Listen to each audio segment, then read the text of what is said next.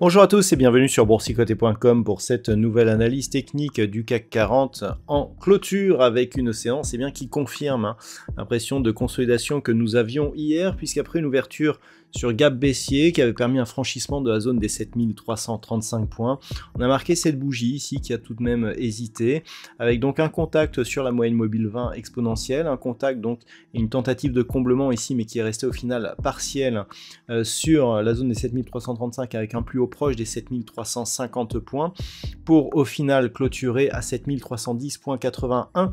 Le CAC 40 perd 0,8% par rapport à la clôture de la séance précédente. Donc nous sommes ici sur une configuration de retour, comme je l'indiquais récemment.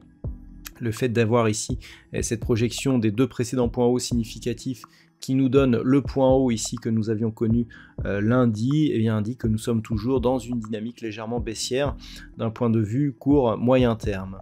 Au niveau des indicateurs techniques, la configuration elle est en train de changer, puisqu'au niveau des histogrammes du MACD, on est en train de passer ici dans une évolution négative. Au niveau du RSI, ça reste neutre. Quant au volume, ils sont en augmentation par rapport à la séance d'hier, pour laquelle nous n'avions que très peu de volume, et nous n'avons pas eu de séance américaine. Ils sont tout juste dans la moyenne. Donc on a une conviction qui apparaît sur cette bougie. On attend la diffusion des minutes de la Fed qui devra intervenir d'ici quelques dizaines de minutes. Grossièrement, ce que l'on doit retenir ici, c'est que d'un point de vue très court terme, on est dans le suivi ici de cette phase de consolidation avec ouverture du gap partiellement comblé, qui vient chercher d'ailleurs le plus haut de cette bougie ici, à la suite duquel on avait eu l'accélération haussière qui avait permis le franchissement ici de la zone des 7335 points. Donc quelque part, il y a une certaine logique.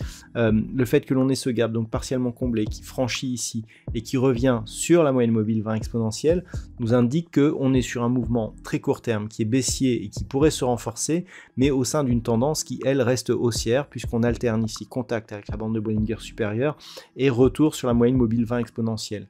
Les choses changeraient si on avait une rupture de cette moyenne mobile et un retour par exemple sur la zone des 7250 points, avec potentiellement ici un comblement de ce double gap que nous avions eu et qui avait validé ici une configuration en îlot de reversement. D'ailleurs, on peut remarquer que l'objectif qui était lié à un retour sur la zone des 7380 points a été largement validé.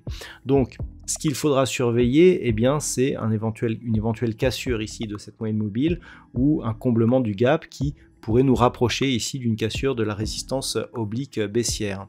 Au niveau du palmarès des valeurs, nous avons de belles hausses tout de même, avec notamment Renault qui gagne 2,63%, Essilor Luxottica plus 1,63%, Airbus, Thales, Unibail, Rodamco sont sur des hausses inférieures. Au niveau des plus fortes baisses, AXA perd 3,60%, Kering moins 2,89%, Worldline moins 2,67%, ArcelorMittal moins 2,04%, derrière Bouygues ou Pernod Ricard sont sur des pertes inférieures à 2%.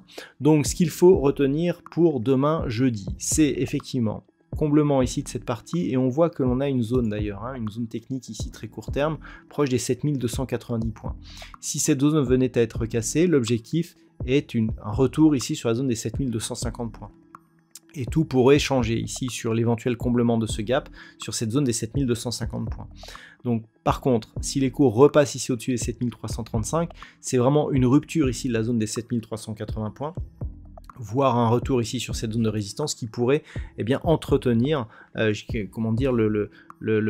perspective haussière qui ne sera validée que sur rupture de cette résistance oblique, avec comme prochain objectif la zone ici des 7500 points si cette rupture intervenait.